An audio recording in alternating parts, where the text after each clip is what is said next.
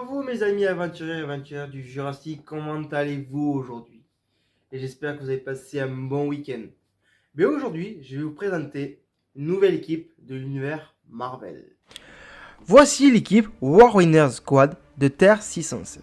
Créée par Bill Finger et Sid Chores, elle est apparue pour la première fois dans le comics Les War Winner Comics numéro 19 en juillet 1946. Historiquement, est apparue dans le Comics What If numéro 4 en mai 1977 chronologiquement. Est apparue pour la dernière fois dans le comic spécial des 70 ans de All Winner Comics numéro 1 en août 2009. L'équipe est composée de Captain America, de Bucky, de la Torche Humaine, de Toro, de Submariner, de Wither, de Miss America, de Blond Phantom et de Angel. L'équipe War Winner Squad tire ses origines de la fin de la Seconde Guerre mondiale en 1945, de la défaite des nazis et du Japon impérial, où le président Harry Truman avait décidé de faire appel à Captain America et son équipe. En 1946, lors de l'une de leurs premières missions, menacée par un méchant se faisant appeler Isbiza, avait créé une désunion de l'équipe en envoyant une lettre faisant croire que Submariner travaillait pour lui. Alerté par la Torche Humaine qui provoqua une rupture de l'équipe qui ne va pas durer, car la War Winner Squad trouva un moyen de détruire les plans de Isbiza, qui voulait voler une bombe atomique. L'équipe a réussi à sa capture et l'a remis aux autorités. En juillet 1946, l'équipe fut envoyée à Boston pour la 11e course au Congrès, où ils vont rencontrer le créateur de la Torche Humaine, Phineas Horton, qui a créé un androïde baptisé Adam 2, où il va faire un complot pour remplacer l'espoir présidentiel de John Kennedy par un androïde. Pendant cette bataille, le Patriote va rejoindre l'équipe où Captain America a été tué par certains androïdes d'Adam 2, qui a été détruit par la suite. Jeff Mass a été aussi convaincu par le gouvernement de continuer en tant que Captain America et de diriger l'équipe. À cette époque, Miss America avait pris sur elle d'aider à maintenir la popularité de l'équipe aux yeux du public. Elle a commandé le rassemblement du groupe dessinateur de la bande dessinée Otto Binder pour une bande dessinée War Winner Squad sur leur aventure et a contribué à alimenter les ragots dans les journaux sur une romance potentielle entre Captain America et elle, même si elle était vraiment fiancée au Wither. Le groupe a aussi également eu du mal à se retrouver seul.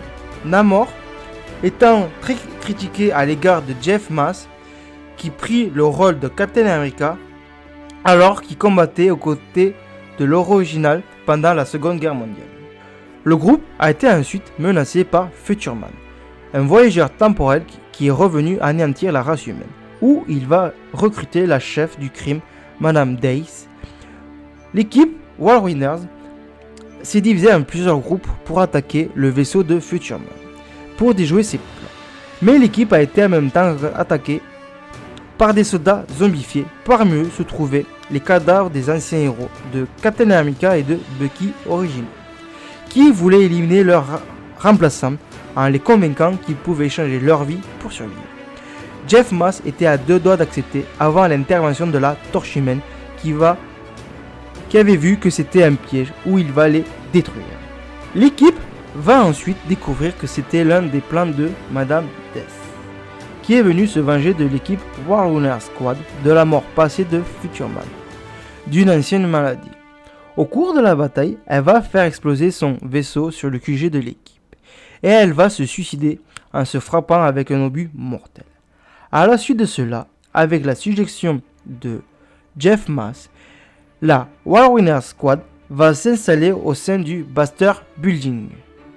En septembre 1946, l'équipe a été envoyée en Angleterre pour empêcher la capture du scientifique atomique Dr. Claude Fuchs par les agents russes dirigés par le Red Guardian. La War Winner Squad a réussi à garder Fuchs hors des mains des Russes, qui ont combattu en retrait.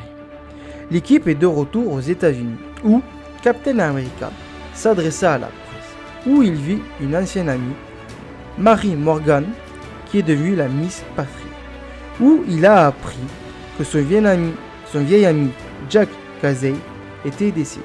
L'équipe a assisté aux funérailles qui a mis fin à la carrière du pâtre, où Jeff Mass a demandé à la Torche Humaine de brûler son costume. Mais Submariner n'a pas aimé la façon de Jeff qui a ruiné son héritage. Entre 1947 et 1950, la plupart des exploits ultérieurs de la War Squad sont inconnus. En août 1947, le groupe combattit des agents communistes, se faisant passer pour des petits hommes verts. Le groupe également a partagé une mission avec Union Jack, le Destroyer et Angel, inspirant et forma le groupe le V-Battalion quelques années plus tard. Peu de temps après que Captain America et Bucky ont quitté l'équipe, les autres membres de l'équipe War Squad se sont séparés. La Torche Humaine a été aspergée de solutions XR par des espions soviétiques et l'ont enterré dans le désert du Nevada pendant plusieurs années, forçant Toro à se retirer de l'héroïsme. Alors que le Submariner a été dépouillé de ses souvenirs lors de l'Atlantide qui a été attaqué par le Destin, Miss America et Wither se sont finalement retirés des super-héroïques pour devenir des agents du gouvernement. Bon alors, comment tu as trouvé les détails de l'histoire de l'équipe War Winner Squad? C'est pas mal, elle est pas mal quand même cette équipe. Il y a pas mal de ressemblances avec nos super-héros à nous qu'on connaît. Mais je vous assure, le Captain America et le Bucky et aussi la Torche Humaine qu'on a vu, c'est pas les noms des personnages qu'on connaît. C'est d'autres que je détaillerai plus tard aussi. Sur ce, mes amis, je vous laisse passer une bonne journée et à la prochaine pour de nouveaux détails de nos super-héros ou de nos équipes préférées. Ou alors des méchants aussi. Parce qu'il y en a certains qui sont pas mal aussi.